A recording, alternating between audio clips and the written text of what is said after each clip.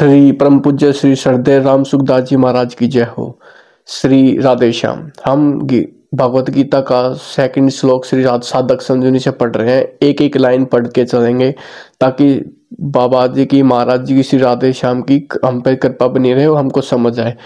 तो दूसरा श्लोक है, दृष्टवान तु पांडवानिकम वयुडम दुर्योधन तथा आचार्यम आचार्यम उपसंगम राजा वचन बर्वितम।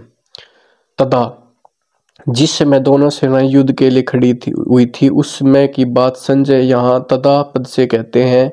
कारण कि धृतराष्ट्र का प्रश्न, युद्ध की इच्छा वाले मेरे और पांडव पुत्र ने क्या किया, इस विषय को सुनने के लिए ही दृष्टवाम पांडवानिकम व्यूढ़म, पांडव की वज्रवयु से खड़ी सेना को देखने का तात्पर्य कि पांडव की सेना बड़ी ही सुचारू रूप से और एक ही भाव से खड़ी थी, अर्थात सैनिकों में दो भाव नहीं थे, मतभेद नहीं था। उनके पक्ष में धर्म और भगवान श्री कृष्ण थे। जिसके पक्ष में धर्म और भगवान होते हैं उसका दूसरों पर बड़ा असर पड़ता है। इसलिए संख्या में कम होने पर भी पांडवों की सेना का तेज प्रभाव था, उसका दूसरों पर बड़ा असर पड़ता था।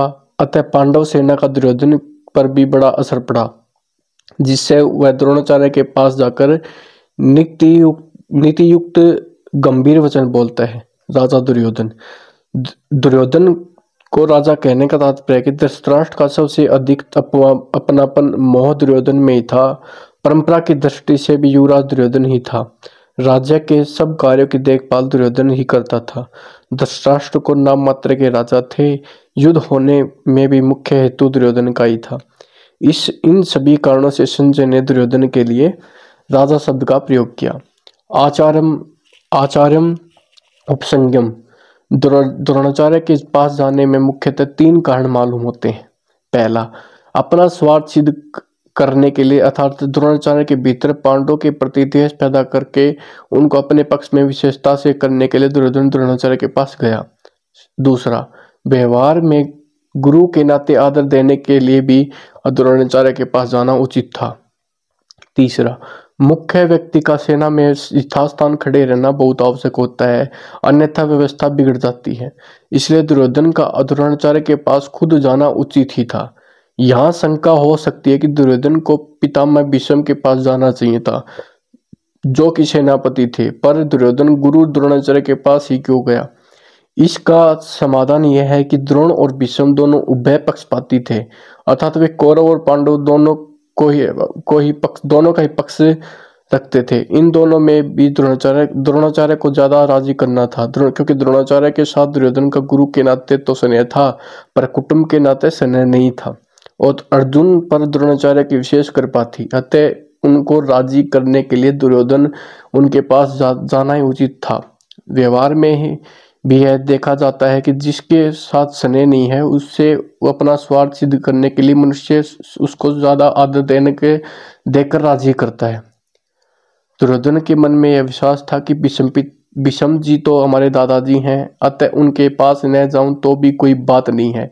न जाने से अगर वे नाराज भी हो जाएं तो मैं किसी तरह से उनको राजी कर लूंगा।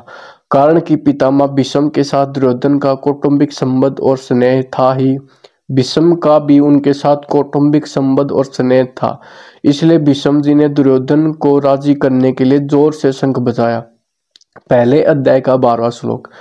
यहाँ अब्रवीतम कहना ही पर्याप्त था, क्योंकि अब्रवीतम क्रिया के अंतर्गत ही वचनम आ जाता है, अर्थात दुर्योधन बोलेगा तो वचन ही बोलेगा, इसलिए वहां वचनम शब्द की आवश्यकता नहीं थी। फिर भी वचनम शब्द देने का तात्पर्य है कि दुर्योधन नीति युक्त गंभीर वचन बोलता है, जिससे द्रोणाचार्य के मन में पांडवों के प्रति द्वेष पैदा हो जाए और वे हमारे ही पक्ष में रहते हुए ठीक तरह से युद्ध करें, जिससे हमारी विजय हो जाए, अर्थात स्वार्थ सिद्ध हो जाए।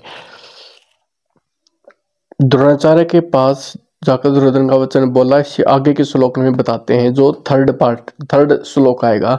इसमें महाराज जी ने कुछ एडिशन बातें दी गई हैं जो हम पढ़ते हैं।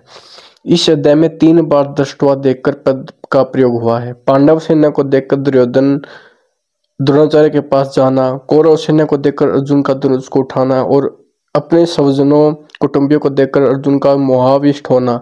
इन तीनों में से दृष्टवा तो आपस में सेना देखने के लिए आए हैं। एक दृष्टा सज्जनों को देखने के लिए आया है, जिससे अर्जुन का भाव बदल जाता है।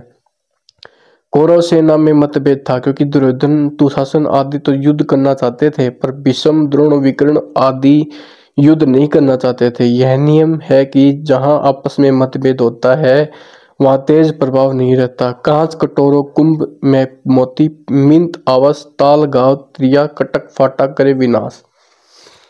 श्री राधे श्याम। हमारा सेकंड श्लोक कंप्लीट हो चुका है, आगे आएगा थर्ड श्लोक। इसमें द्रोणाचार्य के पास जाकर दुर्योधन का वचन बलश के आगे के श्लोक में बताया गया है दुर्योधन ने द्रोणाचार्य को क्या क्या बोला है। तो ये तीसरा है, फिर आएगा फोर्थ फिफ्थ सिक्स, ये फोर्थ, हाँ ये तीन इकट्ठे आएंगे। फिर हम आएंगे सातवें पे। जय श्री राधे श्याम।